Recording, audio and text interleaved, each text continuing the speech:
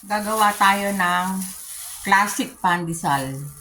1/4 cup na tubig. Mag-group tayo ng 2 teaspoon na yeast. Ang 1 tablespoon na sugar. 1 cup to, 1 cup na mainit na tubig. 1/3 cup na butter. Yan, palambutin muna natin. Ito, 2 cups na all-purpose flour at saka 2 cups na bread flour. Tablespoon na asukal. 1 teaspoon na baking powder. 2 tablespoon na powder milk. 1 teaspoon na salt. Ang haluin mo hanggang tansya mong napino na lahat. Para siguradong nahalo yung mga sangkap, haluin natin ito. Ito yung pinalambot natin na butter. Lagyan natin ng 1 tablespoon na mantika. Sama natin yung binating itlog. Pero dahan-dahan lang kasi mainit pa tong tubig.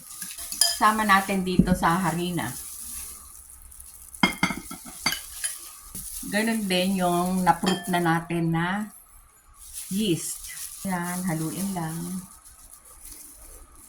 Yan, lagyan muna natin ng harina yung pagmamasahan.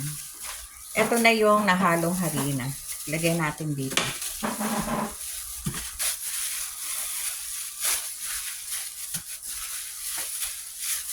Tapos na nating masahin yung dough.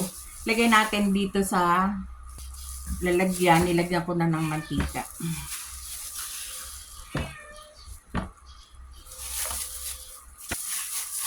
Eto, paalsahin muna natin. Tatakpan natin. Paalsahin muna natin. Ang ganda ng harina, sumobra na ng alsa. Lugin na natin. Medyo malagkit pala siya. Saka natin hatiin. Hati-hatiin na natin. Bilugin natin.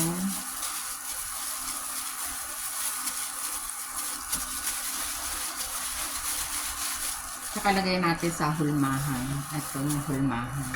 Ito, nalagay ko na sa mga tray. Pahinga muna natin ng 30 minutes bago i-bake. Luto na yung classic pandesal.